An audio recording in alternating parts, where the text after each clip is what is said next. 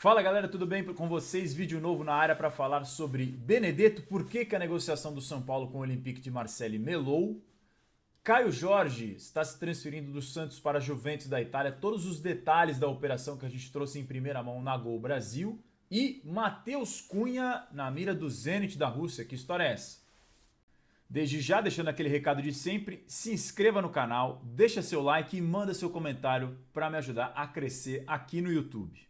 Começar o vídeo falando sobre o Matheus Cunha, atacante do Hertha Berlim da Alemanha. O Zenit da Rússia sinaliza pagar 25 milhões de euros pelo Matheus Cunha, o que dá cerca de 155 milhões de reais na atual cotação do euro em relação ao real. Esse é o valor que o Zenit da Rússia sinaliza pagar pelo Matheus Cunha. O atacante da seleção brasileira olímpica fez o gol da vitória por 1-0 sobre o Egito lá nos Jogos em Tóquio. E ele se transferiu em 2020, no ano passado, do RB Leipzig para o Hertha Berlim. Uma transferência de cerca de 20 milhões de euros, um pouco menos do que isso. Então essa nova proposta que sinaliza o Zenit por 25 milhões de euros é um valor considerável, mas ainda não tão acima assim do valor de transferência dele antigo. De qualquer forma, o atacante de 22 anos está valorizado. Tem gente que vê muito potencial nele e considera que seria talvez um desperdício ele jogar no futebol da Rússia. Outros já consideram uma boa.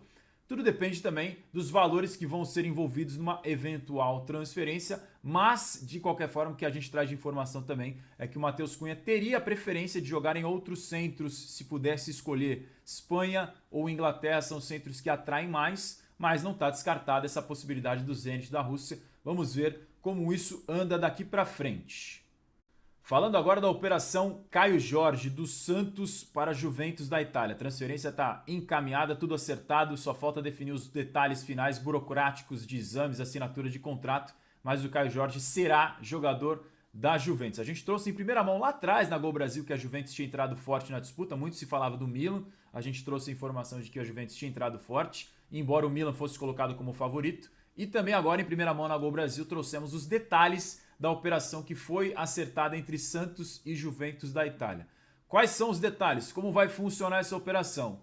Santos e Juventus se acertaram por 3 milhões de euros. Esse vai ser o pagamento que a Juventus vai fazer para ter a liberação imediata do Caio Jorge. Ele já tinha um acerto de um pré-contrato para se tornar jogador da Juventus a partir de 2022, mas foi negociada uma contrapartida financeira para ele sair agora, nessa janela que já abriu de transferências internacional agora em agosto. Então, Juventus vai pagar 3 milhões de euros para o Santos. De que maneira? Parcelado. 1,5 milhão de euros agora, no ato da transferência, e mais 1,5 milhão de euros em 2022. Além disso, a transferência tem condicionada mais 1 milhão de euros por metas, por bônus. Metas são o quê? Jogos, gols, títulos. São variados esses tipos de metas de performance esportiva. Então, se o Caio Jorge bater essas metas, rende mais aproximadamente 1 milhão de euros. Então, se o Caio Jorge bater as metas, mais o valor que já é fixo, transferência total seria de 4 milhões de euros. 3 fixos, sendo 1,5 agora, 1,5 em 2022, e mais 1 milhão de euros condicionados à meta esportiva. Além disso, Santos e Juventus acertaram uma mais-valia de 5% para o Santos. O que é mais-valia? É o lucro. O valor que exceder essa atual transferência numa venda futura, o Santos tem direito a 5%. Então, se numa venda futura a Juventus, por exemplo, vender o Caio Jorge por 5 milhões de euros para qualquer clube, o Santos tem direito a 5% em cima dos 2 milhões de euros, que é a diferença entre a nova transferência, hipoteticamente de 5, e a antiga transferência, essa atual agora, de 3 milhões de euros. Então o Santos tem 5% de mais-valia em cima desses 3 milhões de euros fixos. Além disso, o Santos acertou uma prioridade, uma preferência de empréstimo para o futebol brasileiro, caso o Caio Jorge volte da Europa, para onde está indo para jogar na Juventus, para o Brasil. Então, se o Caio Jorge voltar para o Brasil, o Santos tem preferência no futebol brasileiro para acertar uma negociação por empréstimo. Esses foram os moldes da negociação. Muita gente pode achar que é pouco pelo valor que tem o Caio Jorge, mas a gente sempre tem que lembrar, né? O contrato dele acabava em dezembro, ele já poderia sair de graça, o Santos poderia ficar sem nada. Na minha opinião, dentro dos moldes do panorama, do contexto que estava se apresentando, pelo menos o Santos consegue salvar algum dinheiro. A operação, inclusive, me lembra muito a do Éder Militão, jogador do São Paulo, que tinha saído para o Porto, depois agora foi para o Real Madrid, agora não, já há algum tempo, mas quando ele sai do São Paulo para o Porto, também poderia sair de graça, o contrato estava acabando e o São Paulo fez uma operação similar, ganhando cerca de 4 milhões de euros na época. É um valor baixo para o valor de mercado que tem o jogador, mas no contexto apresentado, o Santos pelo menos não sai sem nada. E o Benedetto, para fechar o vídeo de hoje, falar desse assunto, essa pergunta que era feita nas minhas redes sociais entre 9 de 10 São Paulinos e São Paulinas. A novela terminou, mas sem um final feliz para o São Paulo. A gente sempre pontuou, tanto aqui no YouTube, na Twitch, nos canais onde eu passo informações, na Gol Brasil, nas redes sociais, que era uma operação complexa, sempre foi tratada com cautela e com dificuldade. Por quê? Porque o São Paulo tem crise financeira, não tem grande dinheiro para fazer investimentos. Queria um empréstimo sem custos, ou seja, sem pagar compensação financeira pelo empréstimo, com opção de compra fixada, com composição salarial, ou seja, dividindo parte dos pagamentos com o Olympique de Marseille. Tudo isso torna o contexto bem complicado.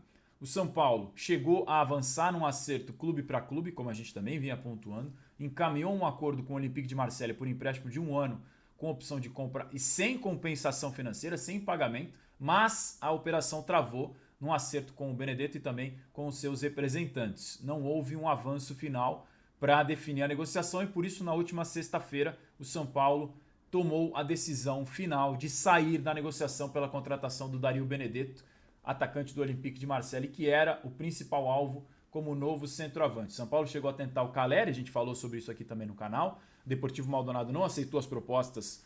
O Deportivo Maldonado, clube uruguaio, gerido por empresários. O São Paulo fez 2 ofertas, as 2 foram recusadas. O São Paulo tinha como premissa começar a pagar só em 2022, isso era um complicador importante.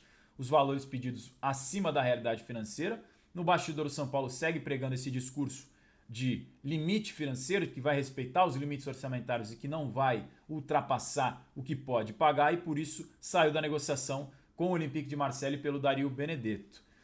São Paulo enfrenta o Palmeiras nas quartas de finais da Copa Libertadores, jogos nos dias 10 e 17 de agosto, ou seja, na próxima terça-feira se encerra essa outra, o primeiro jogo de ida.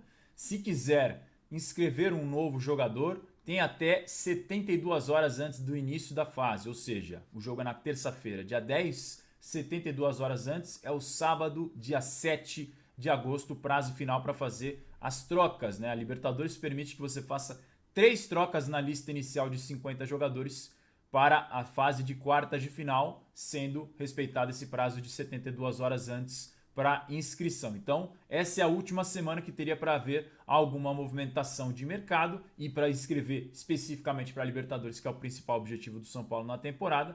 Vamos ficar de olho para ver se vai haver ou não alguma mudança nesse elenco do São Paulo. Galera, essas eram as informações que eu tinha para passar no vídeo de hoje. Espero que vocês tenham curtido. Mais uma vez deixando o convite para você se inscrever no canal, espalhar aqui a palavra, avisa que tem canal novo aqui no YouTube. Se inscreva, deixe o seu like, manda o seu comentário e diga o que você gostaria de ver mais de conteúdos aqui neste humilde canal para crescermos juntos, certo? Obrigado mais uma vez pelo seu carinho, pela sua audiência. Um beijo, um abraço, um aperto de mão e até a próxima.